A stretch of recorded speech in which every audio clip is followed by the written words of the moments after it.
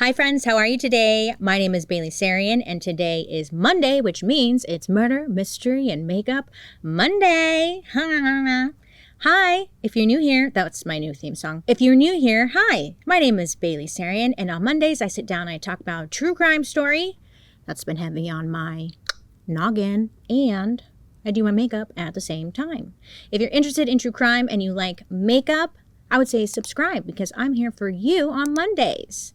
Hey, before we get into today's episode, we do have a sponsor. Hey, it's summer, and I know that because I've been putting my jeans in the freezer lately before leaving the house. It's a pro tip, okay? First of all, it gets rid of the stench, but also it's like air conditioning on the go. Cold pants? Come on. You're welcome. Anyway, summer means traveling, weddings, vacations, aka summer is expensive. All those little things add up. But luckily I found an app that rewards all those little purchases. It's called Upside. If you don't already know, the free Upside app gets you cash back on daily essentials like gas, groceries, and eating out. And this time of year, that's basically all I'm doing. Like recently I went on like a little road trip with my boyfriend and we stopped to get snacks because that's what you do. But you know, that all adds up. I gotta have the hot Cheetos. The hot Cheetos with lime. I gotta get the cream cheese to put my hot Cheetos in. Yes, I know, yeah. And it's all adding up. Anyway, with Upside, you can earn cash back at over 100,000 gas stations, grocery stores, and restaurants. Like surprise, surprise, Taco Bell. Oh, God. Crunch Wrap Supreme Me, baby. And you can get cash back straight to your bank account. Here's how it works. You claim an offer in the app for whatever you're buying, pay like normal with your card, and then follow the steps in the app and boom, you get paid. No confusing rewards, no points that you forget that you have and they expire, just real money. Top Upside earners are making as much as $300 a month. To find out how much you could earn, click the link in the description to download Upside and use code BAILEY to get an extra 25 cents back for every gallon on your first tank of gas. That's good to know because today I'm driving on empty because I don't want to go to the gas station, but can I use my code? I'm going to use my code. They don't know. Or scan the QR code here to claim this offer. A big thank you to Upside for sponsoring today's episode, but most of all, a big thank you to viewers like you, because without you, I wouldn't even be here. So now let's get into today's story. If you're ever curious to know what I'm using, I list in the description box down below. But let's talk about today, okay? Listen, in the quiet outskirts of Vancouver, surrounded by mud, pigs, and the stench of something far worse, a man built himself a kingdom, a pig farmer who threw wild parties, rubbed elbows with the Hells Angels, and ran shady charities, all while hiding one of the most horrifying secrets Canada has ever seen. His name, maybe you know, was Robert Pickton, also known as the Pig Farmer Killer or the Butcher. Oh, this man lured women to his farm and never let them leave. But here's the question. Was this really the work of one man? Or was something bigger, darker, and more organized going on? Yep. Disclaimer. Today's episode contains discussions of violence, murder, and sensitive topics that may be disturbing to some viewers. Viewer discretion is advised. So let's get into Mr. Robert Pickton. So Robert Pickton was born on October 24th, 1949. So he's a Scorpio. But he grew up in a small town. Well, it was like a small growing industrial suburb called Port Coquitlam. How'd I do? Coquitlam? Well, it's just outside of Vancouver in Canada. Okay. Now at this time there were like a lot of farmers, railroad workers, and like manufacturing industries in this area. It was said that when Robert was born, his umbilical cord was like wrapped around his neck, which had cut off oxygen to his brain for a good amount of time. At least that's what like the family said. And like the family would point to this as to why Robert grew up as he was a little off. odd, you could say. The Pickton family bought and operated like a really big farm where they raised pigs and cattle and then, slaughtered them. And again, like this farm was pretty damn big. It was at least like 30 acres. Robert's father, he was around, but it was said that his mom was mainly the one who ran the business. Like she was very strict. She was a workaholic. I think she was just freaking maintaining this farm. It's huge. Okay. So she's really like running the show. Now, Robert also had 2 siblings, an older sister named Linda and a younger brother named Dave. Now, I guess when Linda was younger, the mom decided like to send her away to go live with family or something because according to her, she's like, the farm is no place for a girl to be growing up. So Linda gets sent away. Honestly, if I were Linda, I'd be like, thank God. Farm life? Not for me, baby. So Linda, gone. Bye. Meanwhile, Robert and Dave, they were the ones who were working alongside their mom, really maintaining the farm, and they would do so like before school and after school. It was their whole life and their livelihood, really. So I guess the kids, like their dad was around, but I don't know. He just didn't seem to really be as involved. I don't know. He was giving me kind of like the more passive one in the marriage. Like, there really wasn't much said about him. Well, Robert, growing up, he goes to school and whatnot, and he's really not doing very well. He was a little slower than, the others, and was placed in special education classes. And then on top of that, he really struggled to have friends. Also, it didn't help that he was known for not having the best hygiene. Yeah. While working out on the farm, he would get dirty and stuff, as you do, and he would have a certain smell. And people noticed. I guess he didn't bathe often, and, he's weird. I don't want to say he's weird. He's weird. He's weird. He has a stench. So he was pretty antisocial. And honestly, I was reading all that, and I was like, it sounds like he was just straight up neglected, but okay. When Robert was 12, he got a pet calf at the farm, okay? Now, he loved this calf. He would rush home every single day after school to go see him. I mean, this was like his best friend. Well, one day, Robert came home, excited to see his calf, but he couldn't find him anywhere. So he's going around asking the family, like, where's my calf? So he was told to go check the barn. Now, this made Robert panic because he knew that the barn was the place where animals went to die. Robert told his calf to never go down to that barn. He looked that calf in the face and was like, don't ever go down to that barn. But sure enough, as soon as he walked in, he saw his best friend hanging from the ceiling, gutted, butchered. Tragic. Robert later said like this was the moment where he really kind of understood death, and it was just also devastating. Well, life goes on, and when Robert is 18 years old, some shit goes down. Okay, so he has a younger brother, Dave. So Dave finally gets his driver's license. So he's all excited. He's like, "Yay, got my driver's license!" And one day he goes out for a drive. So Dave is out driving, and he ends up like hitting a kid with his car. Now, instead of getting out of the car and being like, "Hey, you good?" he instead flees the scene. He races back home, like in a panic. He goes straight to his mom. He tells his mom everything that happened. And he's asking her, like, what do I do? I'm like, I don't know. Maybe call the police and say you accidentally hit someone. Just a thought. I don't know. But what do I know? So their mom has Dave drive she and him back to the scene where they see the kid like lying on the road. The mom, Dave's in the car still. The mom gets out of the car and she ends up rolling the kid to the side of the road and into a water-filled ditch, which I guess was like hard to see from the main road. Then she kind of like dusts her hands off and she's like, okay. She gets back into the car. She tells Dave to just drive them back home. Yeah, she literally just rolled this poor boy into a ditch and then headed home like nothing. Now, see, I guess Robert technically, like, he didn't witness this firsthand, but he heard about it when the family was talking about it that day. Well, the poor kid, his parents are all worried, looking for him. His body ends up being found, and an investigation begins like immediately. It didn't take long for the police to lead right back to Dave. He was immediately a suspect. Now, everything about this case, like this situation, is sealed.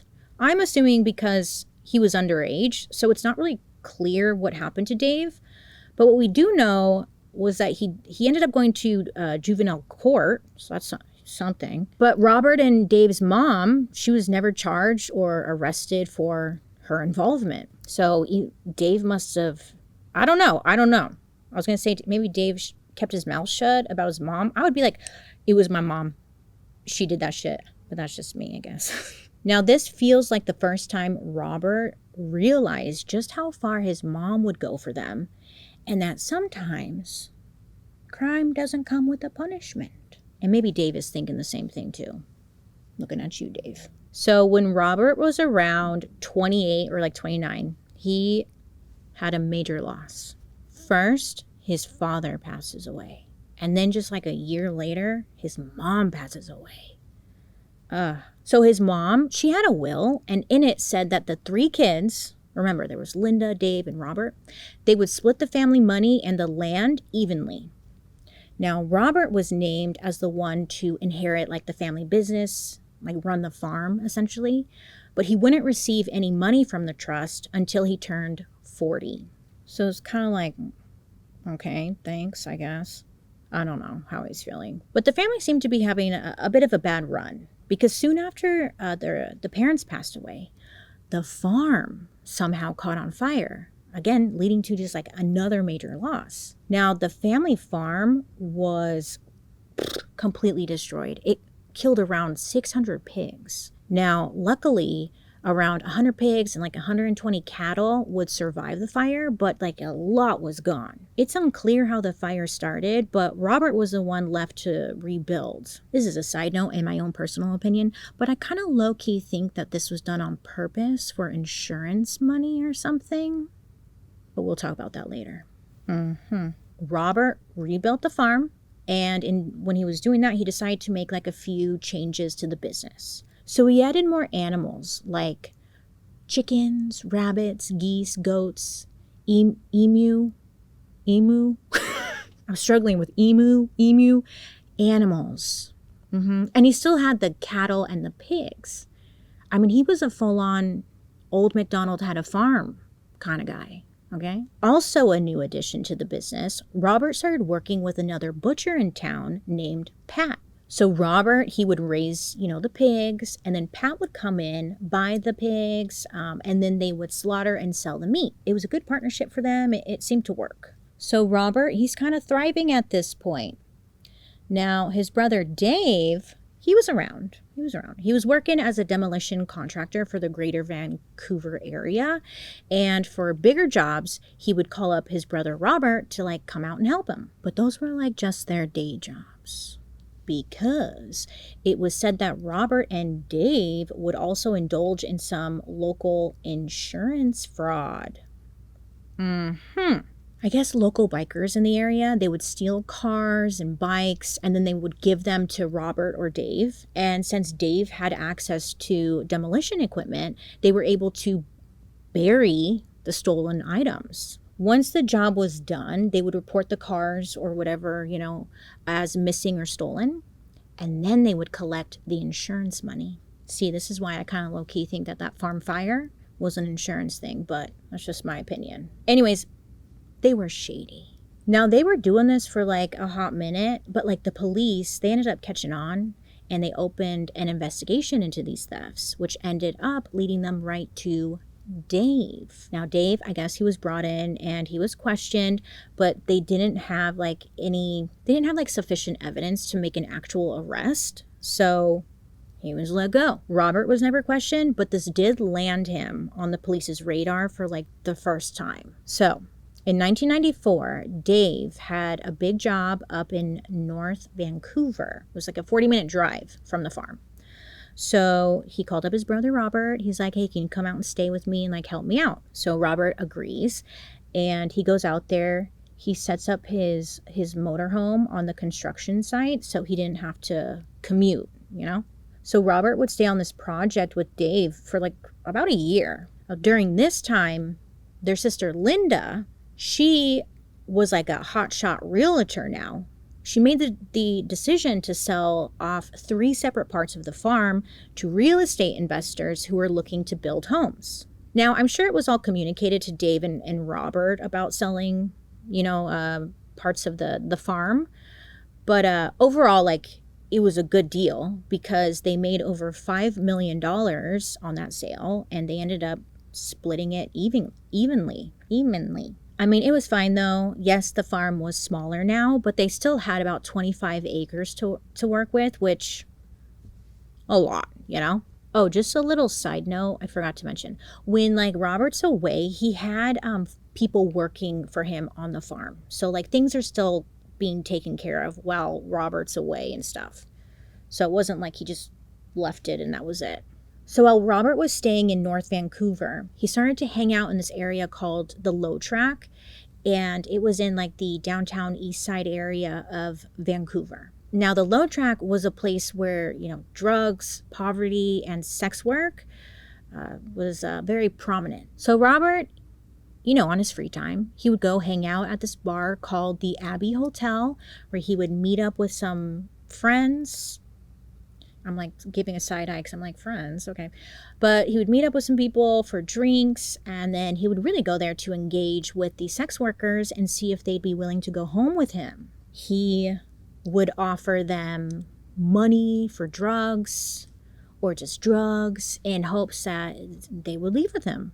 So Robert would invite them either back to his motorhome, which was like 15 minutes away, or to go back to his farm, which was about 40 minutes away, where they could, quote unquote, party more. He did this for years. Then in 1996, Robert and Dave decided to start another business.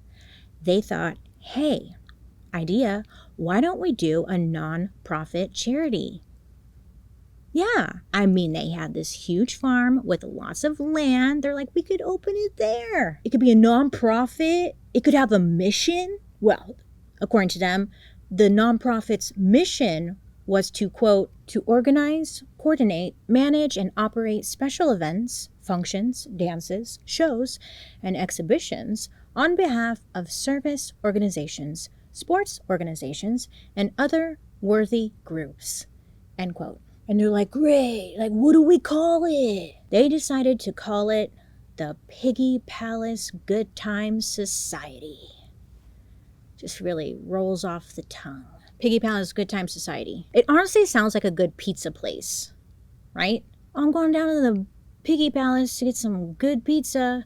Actually, after today's story, that's bad. That's bad because never mind. But it sounds like pizza. Great, Bailey. Well, unfortunately, this was no charity. This was no nonprofit.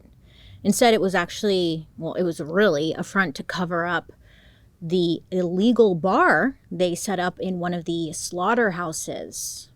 Yeah, beer and slaughter. So, yay. The Piggy Palace, though, very popular. They had wild raves. There was extreme debauchery going on.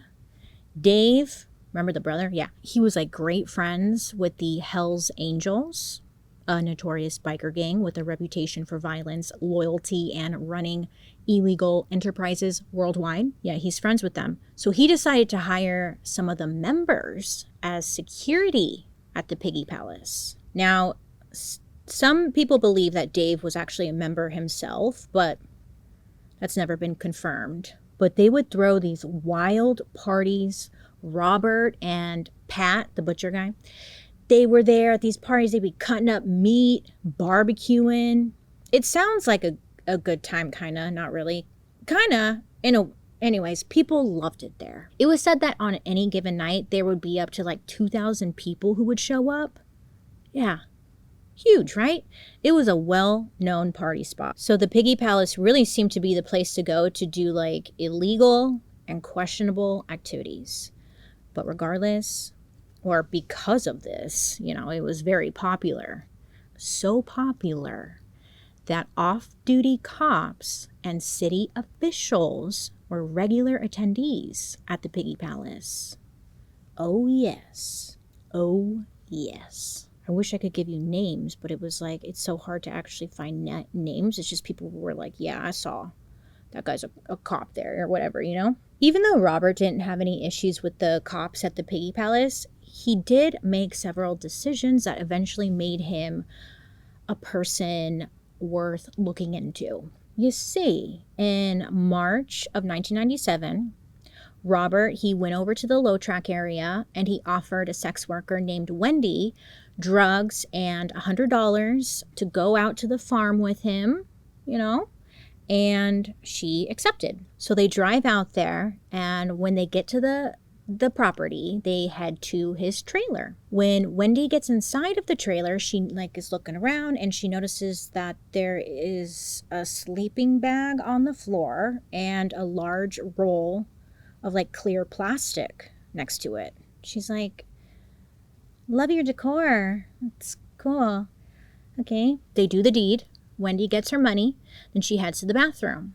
When she comes out, she asks Robert if she could use his phone. And he's like, sure, here. So Wendy, she's on the phone and she notices that Robert is like coming towards her. She's like, what? Robert then tries to slip a handcuff on her wrist. So she's like, what the fuck? No.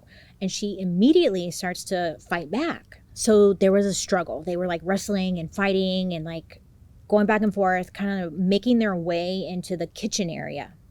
So when they're in the kitchen area, she notices a knife. She grabs a knife. She starts slashing at Robert. She stabs him in the arm, and then she slashes his face from ear to ear.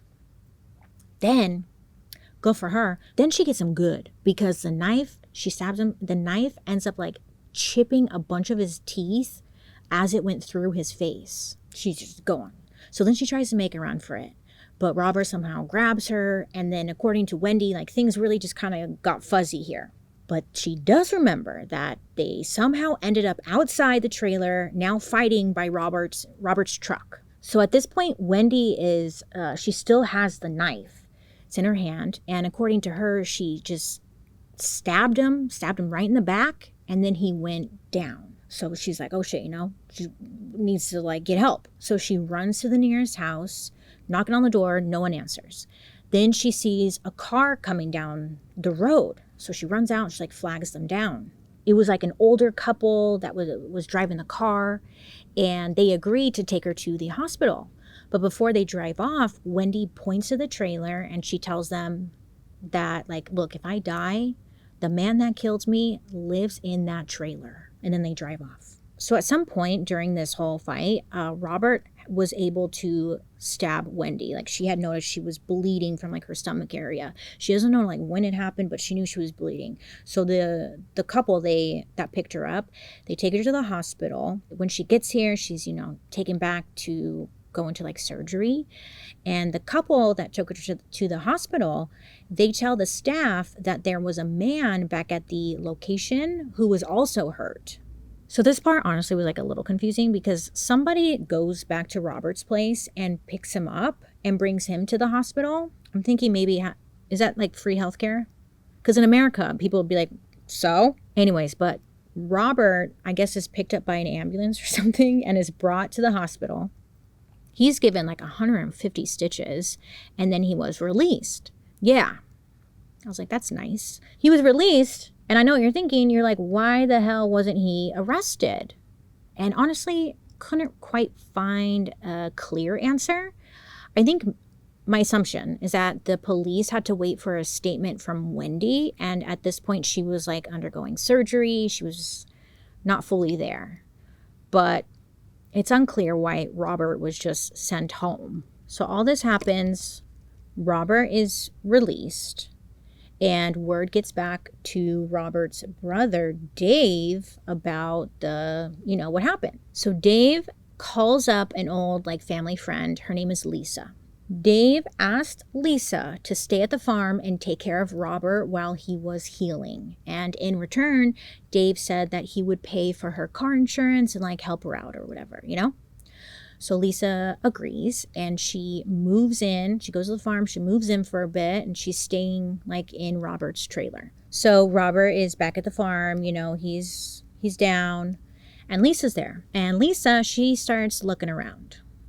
Maybe like snooping a little bit. I don't know. She's just like looking around as you do when you're in someone else's house, maybe. I don't know. But she's looking around and she starts like noticing some odd things. First, she like came across a bunch of IDs, okay, like ID cards.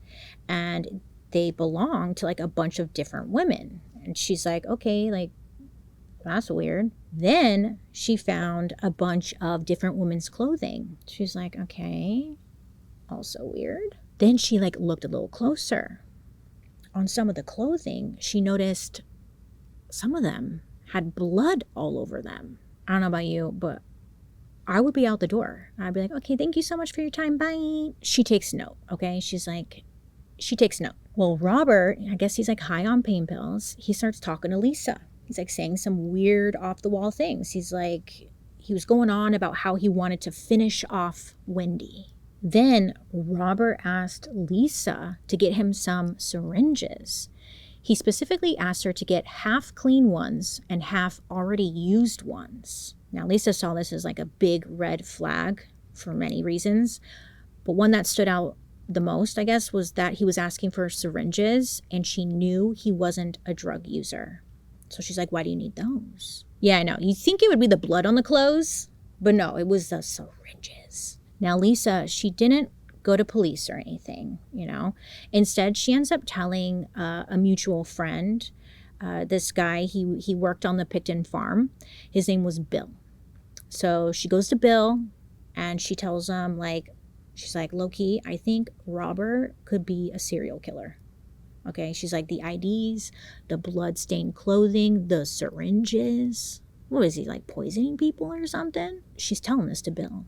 Well, 17 days after the attack, Wendy, she luckily survived and she told the police everything. So finally, Robert was arrested and charged for attempted murder, unlawful confinement, and aggravated assault. Now remember, the Pickton family, they had money. So he was able to hire the best criminal defense attorney in Vancouver. But when it came time for the trial to start in January of 1998, Wendy didn't show up. So without an accuser, the judge was forced to drop all of the charges. The police did keep the clothes and the rubber boots that he was wearing when he attacked Wendy, and they kept that in evidence, which good thing they did because it comes in handy later. So a few months after the charges were dropped, Robert, he goes back to the low track and he picks up a woman named Sarah. Now Sarah, she worked out of this place called the Crack Shack. Yeah, it was a really popular pickup location for sex workers, but also I guess they had really great drugs. But he goes there. So on that night in April of 1998, Sarah and her friend, they were strolling the area looking for dates. So the friend, Sarah's friend, was picked up by a John and they took off. So she's telling Sarah I'll see you later, whatever, The friend comes back, and when she gets back to the Crack Shack area, she notices that Sarah was nowhere to be found. Now, that's fine normally because it's maybe she got picked up, whatever. But it was odd because she noticed that Sarah's purse was still there. Now, you never leave your purse behind. So she just kind of waited around and Sarah just never showed up. So after some time goes by and Sarah is a no-show, her ex-boyfriend and some friends and family, they went to the police and reported her missing. So the police just straight up told them that they wouldn't open an investigation because she was just the latest in a string of missing sex workers. And that they usually show back up and it's really not a big deal. The police completely brushed it off. Well, time is still going by and Sarah, she's still missing. So her ex-boyfriend ends up reaching out to a journalist named Lindsay Kynes, who was writing articles about missing sex workers in the area. This guy was the only one reporting it, it seemed like. So Sarah's ex-boyfriend reaches out to the journalist, and Lindsay Kynes, the journalist, decided to write an article about the situation and called out the police for not taking these disappearances seriously. The journalist was passionate about getting this news out to the public and really demanding for the police to step up and do their job. In July of 1998, the first article about the situation was published, and then it ended up turning into an 11-part series. And in the articles, they also put a hotline number where people could reach out, give tips, or just report more missing women. So this journalist was really trying to actually do something, because obviously the police were not. Okay, so do you remember Lisa? Huh? Do you? Okay, well, she was the lady friend who was staying with Robert and found all those questionable items. And then she went to Bill and told him all about it. Her? Yeah. Bill reads one of those articles, and he decides to get in contact with Sarah's ex-boyfriend to share what he knew. I know what you're thinking. Why didn't Bill just call the hotline or go to the police or something like that? Or why didn't Lisa go to the police? You have to understand, a lot of them were involved with drugs or sex work, and they didn't want to go to police in fear that they would get in trouble themselves. So they were all talking with each other in hopes someone else would maybe go forward, So Bill contacts Sarah's ex and tells him everything that Lisa saw, the bloody clothes, the IDs, the syringes, everything. Then went on to say that Robert often visited the load track to pick up women. But most of all, Robert had this really big farm, and Bill's it would be very easy to hide things there, like people. You know what I'm saying? Bill actually tells Sarah's ex that he did try to contact police at some point, but he was told that there was nothing the police, could do. So Bill gave Sarah's ex Robert Pickton's name and the name of his businesses, the farm, everything, in hopes that maybe, he could help or do something. So Sarah's ex ends up contacting Vancouver police, tells them everything that Bill said. Well, technically he was recording the whole conversation, so he actually gives them the recording. And the police, they tried to follow up with Bill for months. They tried, but Bill, had addiction issues of his own, and he was really hard to track down. So it definitely slowed things down. But there were 2 Vancouver Police Department investigators who were actually paying attention to all these disappearances. At this point in 1998, in the Vancouver area, there were about 35 missing women on their list.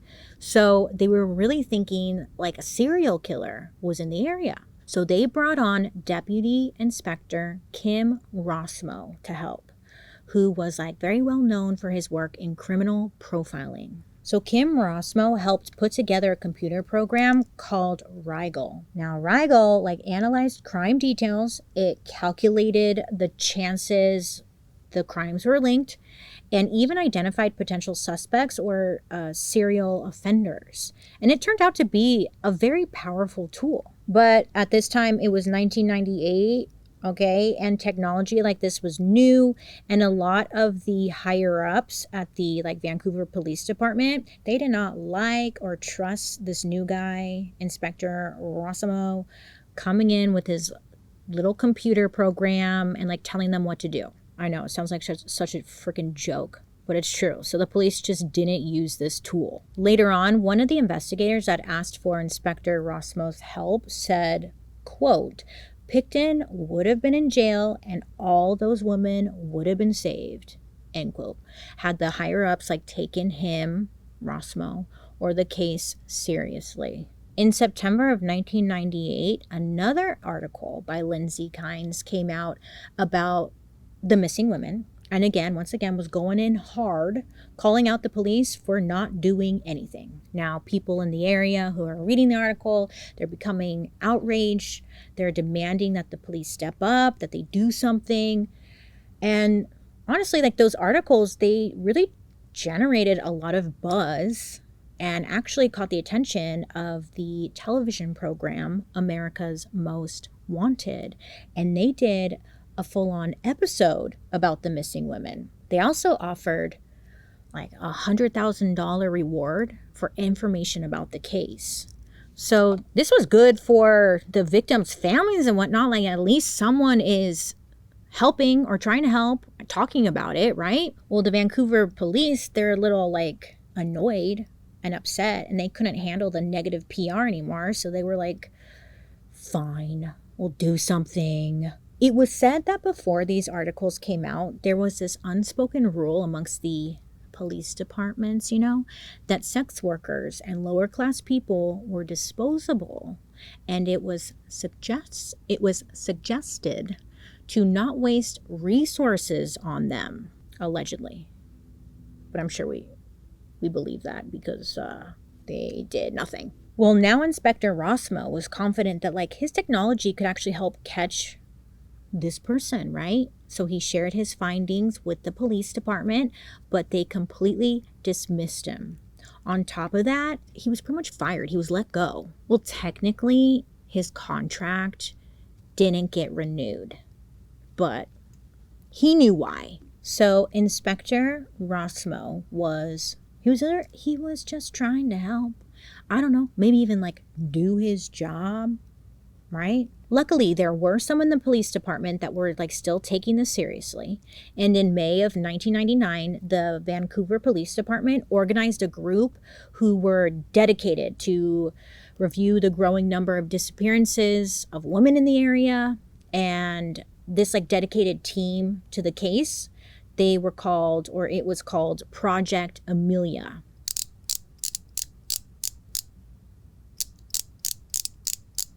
So Project Amelia was able to gather a lot of DNA, information about the missing women, and even received tips mentioning Robert Pickton by name.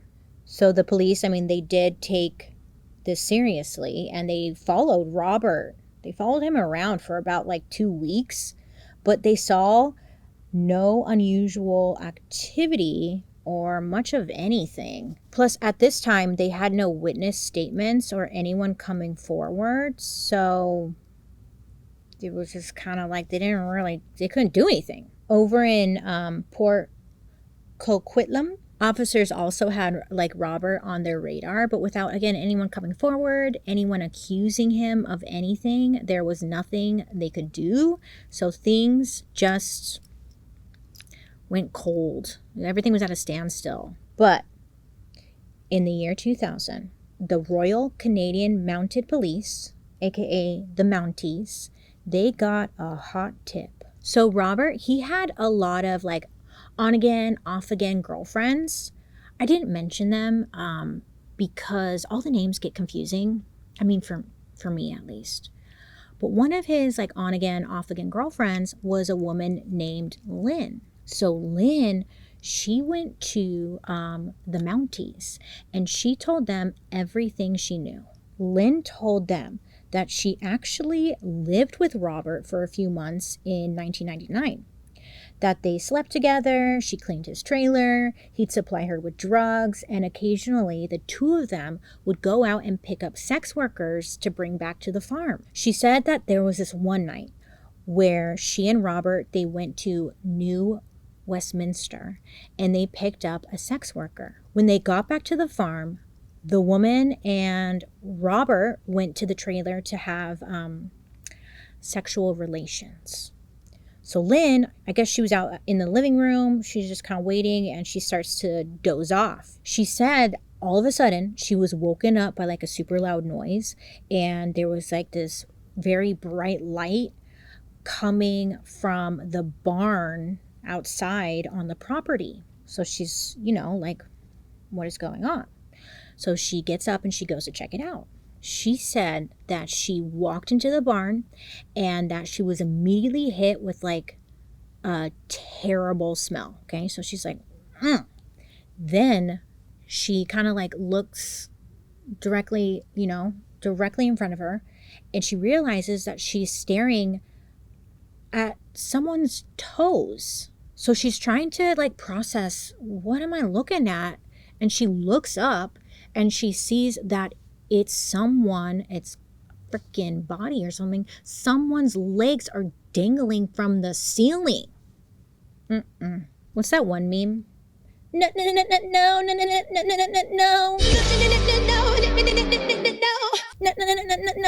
That'd be me right now. No. So Lynn, she's like, oh my God, what the fuck? So she screams, obviously. She's in total shock. Robert, he's in there. He pulls her like further into the barn and he closes the door. Lynn said that she like looked around. She's like looking around, right? And she notices that on the table, it was covered in blood and there were like dark clumps of hair on it.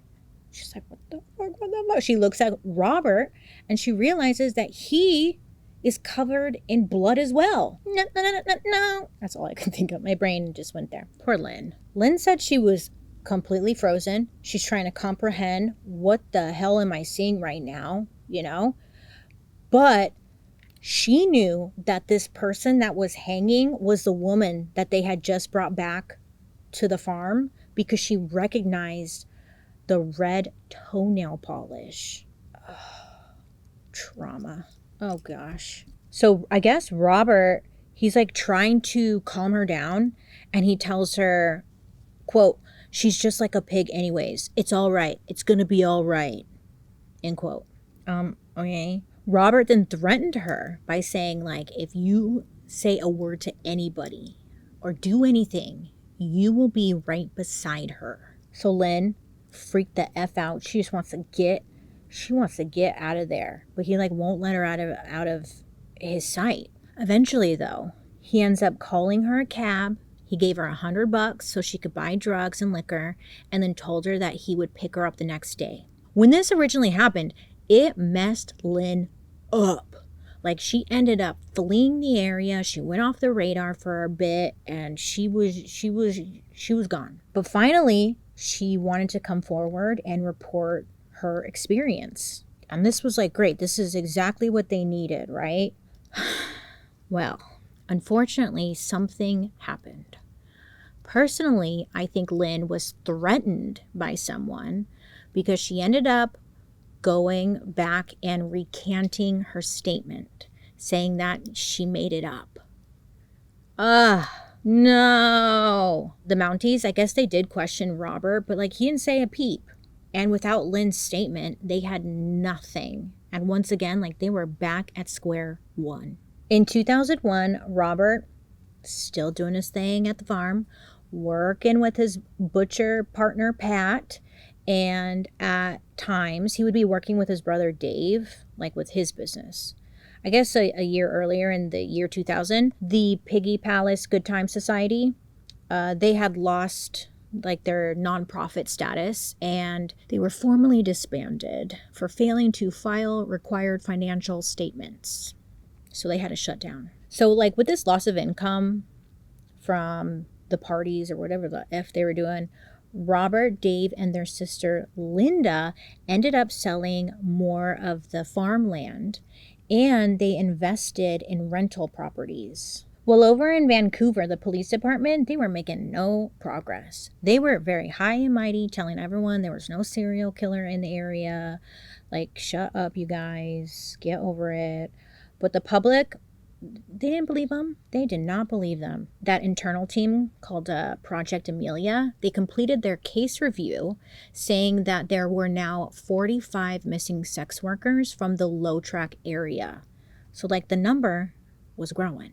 Or someone just wasn't being honest about the number. Either way, 45 women. So naturally, our favorite journalist, Lindsay Kynes, put out another article about the missing women and like actually giving a full number based off of that report. And the public, again, putting more and more pressure on the Vancouver police to do something. So the police decided to actually invest more resources into the investigations and started to work with other departments and agencies, finally. So the Vancouver Police Department, they ended up interviewing 130 sex workers in the area, and they asked the women, like, hey, have you ever had a bad date experience? Or like a man who just really scared them. You know, they were looking for a pattern, a name that was repeated over and over again. And throughout the interviews, Robert's name did not really come up. But you know whose name did come up? His brother Dave. Isn't that weird? Yeah, and it wasn't just like one time. It was a handful of times. You know what's even more weird? They kept getting the name Dave Pickton. And you know what's the most weirdest thing of all? He was never brought in for questioning that we know of. Now, tell me what that's about. Now, it was said that this is what like got the Pickton name on their radar again. But I could sit here forever going like this, because why wasn't Dave brought in? Just a little weird, isn't it? Anyway, so the Pickton name is on their radar again. So in late 2001, once again, police finally got the information that they needed. Solid information on Robert Pickton, a former employee who who worked on the farm for Robert. He shared with the police that Robert, had several unregistered and illegal firearms on his property. And with this information, police were finally able to get a search warrant for the farm. I know. Because I was like, so it wasn't the other allegations and stuff that was mentioned. It was the firearms. But okay, fine. Like, it's movement. It's movement. But at least now they got their in. They finally got a warrant. While filing the warrant request, the investigator from Port Coquitlam PD, they saw a note on Robert's file saying to contact Vancouver police if anything came up. Yeah, so this little note and all that connected all the investigating police departments for the very first time. Because this entire time, they were not talking to each other, these departments, because Vancouver had their own police, Port, they had their own police, New Westminster, the Mounties, none of them were talking to each other. I know, very frustrating. So on February 5th, 2002, police were finally able to search Robert Pickton's farm. Thank God. So he was arrested. Did I mention that? Well, he was arrested. Okay, so he was taken away. Now they're able to search his farm. Mind you, it's huge property. So they look in his trailer and they see, this is where he had been living majority of the time. They found handcuffs, zip ties, a paper that had a list of women's names on it. They found women's clothing, purses, illegal guns, sex toys. And based off the images I saw, I was like, it was dirty. Never seen a duster before. That place had never been dusted. And then they found a very questionable item. It was a Weston 22 revolver, okay, with a curved plastic dildo covering the barrel. I was like, what? Robert said he used it as a silencer. Yeah, I was like, points for creativity, I guess. Oh, God. My nasty brain, and maybe your nasty brain went there too. I was thinking, did he insert it and then shoot it? I don't know. Anywho, so also in Robert's trailer, police found an inhaler. And this inhaler belonged to a woman named Sarian, who had just recently disappeared from Vancouver. Now, this discovery was the missing link that allowed the Vancouver police to now join the search at the Pickton Farms for their own investigation. So again, Robert was arrested and he was being charged with storing a firearm, possession of a firearm without a license, and possession of a loaded, restricted firearm without a license. And I was like, yay, finally. But don't get too excited, because literally, like the next afternoon, Robert was released on bail. Yeah, remember, this family, the Pickton family, they actually had money. Yeah, they act like trash, but they had the cash, and they bailed his ass out. So they bailed him out, and Robert was not allowed back at the farm because now it was considered a crime scene. So he ended up staying with his brother Dave, which was just like right down the road. Now, I guess like police searching the Pickton farm was very difficult and taxing. Now, at this point, it was 17 acres. There were live animals that still needed to be cared for.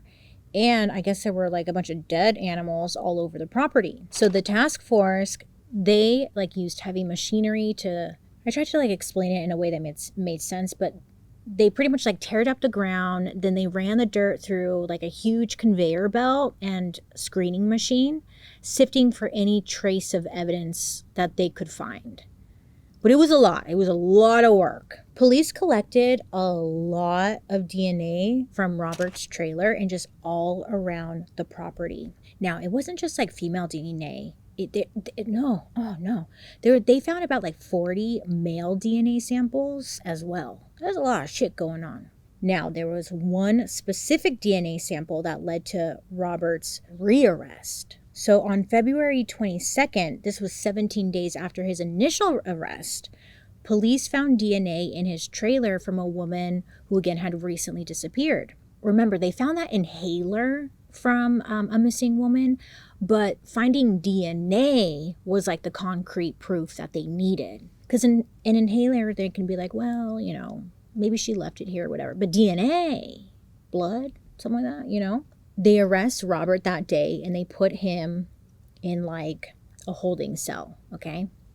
But the police, they knew he's a tricky man, a quiet man, slick man. And police needed to get some kind of confession out of him. So they put Robert in a jail cell, and in the same cell, they brought in an undercover cop acting as an inmate.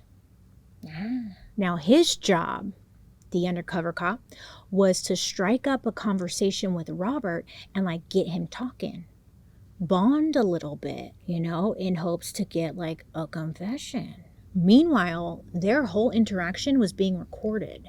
So after some shooting the shit kind of talk, you know, for several hours, Robert started to open up, like bragging about his crimes. Oh, yes. So on the hidden recording, Robert admitted to killing 49 women and said his only regret was that he didn't make it to 50. I was in my work, maybe 50. That's what I was stopping people for. Yeah. I wanted one more, make it a big battle. Make a big fight. The task force continued to search the farm. So when they were searching, they found human bones, flesh, hair, teeth, skin, nails. And that's not all. They found body parts in some of the freezers where the pork was stored, and several heads that had been sawed in half. Yeah, I don't know what they were doing. I don't know. Even more disturbing, kinda. Yeah. All of it's disturbing. The police found 3 bags full of ground meat that had human remains mixed into it. Yeah, I know. Was he selling it? Did he eat it? Was he eating it? Did his partner, Butcher Pat, know about this? Was he involved? I had so many questions. There was also evidence that some pigs on the farm may have consumed human remains, given that the bodies that they found were like left in the areas where the pigs ate their food. And rumor has it, pigs eat anything. I thought pigs are picky, and they are not. They will eat you right up. Now, unfortunately, some of the DNA samples didn't provide enough evidence to be added to like his charge list. But in the end, though, Robert was charged with 27 counts of first-degree murder. His dumbass pled not guilty to all counts. He's like, it was the pigs. It wasn't me. So he's sitting in jail waiting, and like 5 years go by. Finally, his trial starts. It's in January of 2007. So this time, they were able to bring in some key witnesses. His ex-girlfriend, LYNN, remember her, who saw the body in the barn? And also his partner, Butcher Pat. Now get this, both of them, LYNN and Pat, they were both originally arrested for their involvement with the murders as well. But both of them took plea deals and testified against Robert. I know. I was like, wait. So were they involved and they were just taking the plea deal? What? But most of all, I was like, what about Dave, though? Where's Dave? Or Linda, the sister? I don't know if she was involved or anything, but like something's going on, right? So in court, it came out that over 80 different DNA samples were discovered, like at the scene, including some DNA from the rubber boots collected from Robert's fight with Wendy, his sole survivor. Yeah, remember I told you that would come in handy. Robert's defense lawyers claimed that the farm was like a beehive of activity, that other persons, unknown and known, used Robert's place to kill the women without him being involved. And that would explain why there was so much DNA found at the farm, both male and female. His defense also said that, Robert's intelligence very low, so his confession was just made up, and that he was just trying to impress his cellmate. Robert's team, they, cross-examined LYNN, and they questioned, why she took her original statement back when she first shared it with the Mounties. And they're giving her a hard time about that. And LYNN told the court, that she feared for her life. But now that Robert had been arrested, she felt safe telling the story or sharing her experience, and she was sticking with it. So on December 9th, 2007, Mr. Robert Pickton, he was found guilty of 6 counts of second-degree murder, even though he was charged with 6 counts of first-degree murder. I know. I was like, wait, what? Huh? Why second? See, in Canada, the difference between first-degree and second-degree murder comes down to how much planning was involved.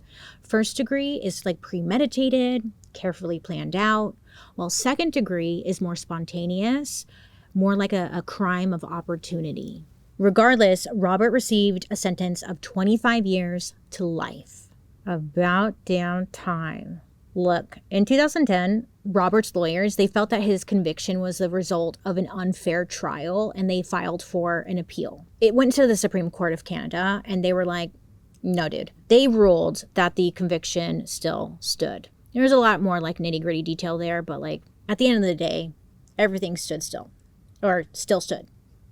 You get it. Now, once the trial was over, the Vancouver Police Department, they had problems of their own, because an investigation was opened regarding their handling of this entire case. I mean, obviously, they freaking blew it, right? How they handled everything. The lieutenant governor and council ordered an inquiry, and in 2012, when the report was done, and they realized that the police department seriously dropped the freaking ball, it led to 63 recommendations for improvement to ensure this never happens again. Have they applied these 63 recommendations since then? I hope so, but let's be real here. I don't know. I want to think yes, but hopefully. So, where are they now? Well, Robert was kept in a maximum security prison, and just last year, in May of 2024, yeah, I was like, what? He was attacked by another inmate, left him in a coma, and then Robert Pickton, he died on May 30th, 2024. Wow. His brother Dave, I was looking at you, Dave. I was looking at you, Googling you, trying to find out everything I could about you. Because something ain't right with you, Dave. Dave, in my personal opinion, literally got away with everything, is still living and working in the greater Vancouver area, running a demolition business. His sister, Linda, remember Linda? Yeah, not much is known about her, obviously. She really seemed to like stay out of everything. I just get a... Don't you get a little like, feeling? I don't know. Maybe it's just me. After all of this, though, so after Robert was convicted and everything, Linda and Dave, they actually sued the city and the police for not receiving money to repair damages made to the farm during their search. I was like, get the fuck over it. They also, in the end, like sold off most of the farm, and now there are homes and commercial properties on the land. I did a little Google Street View and I was like, ugh. Cute little house on an area where there were bodies and stuff. Okay, that's fine though. So some of the families of the victims, they actually banded together to sue the city, provincial, and federal governments, as well as the RCMP and Vancouver police, plus Robert's siblings. The families believed that the siblings had to know what Robert was doing. They just felt they had to know. But without any like physical proof, the siblings, they were dropped from the lawsuit. But, you know, all the government and the police and all that, they still were being sued. And the case ended up settling, and the victims, their families, did receive compensation. It doesn't bring the victims back, but, you know, it's a small, like, accountability win, I guess. I don't know.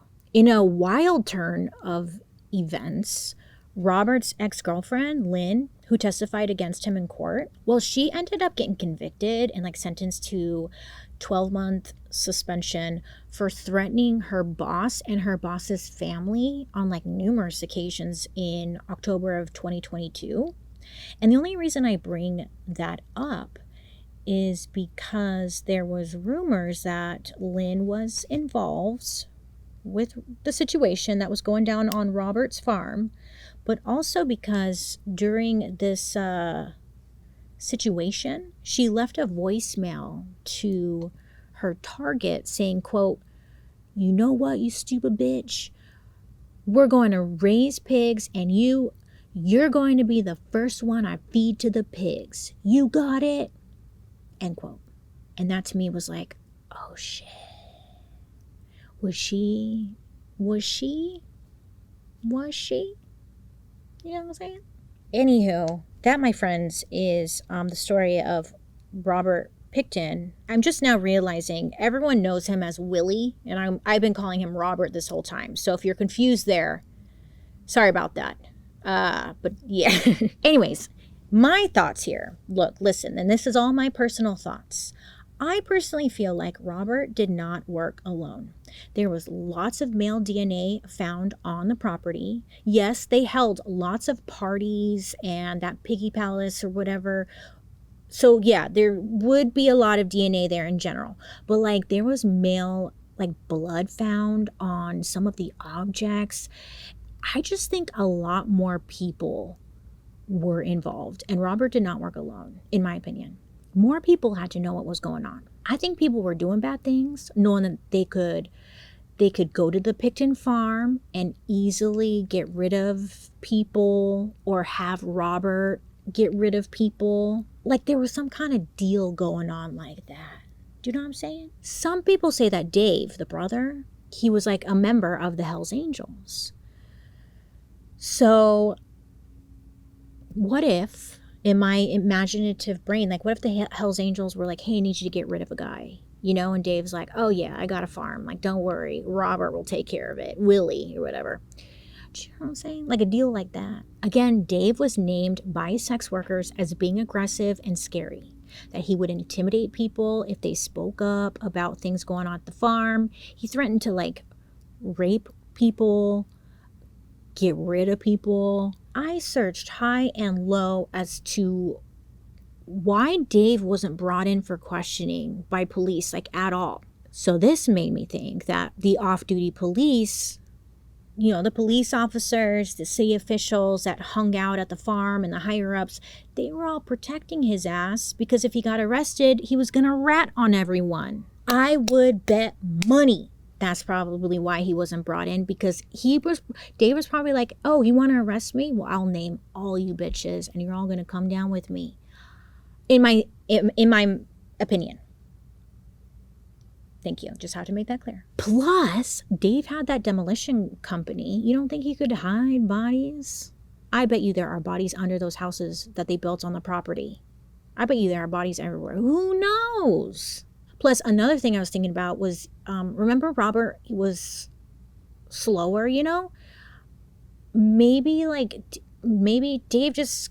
I'm not saying Robert was like a good person and didn't do anything bad. He did bad things, okay?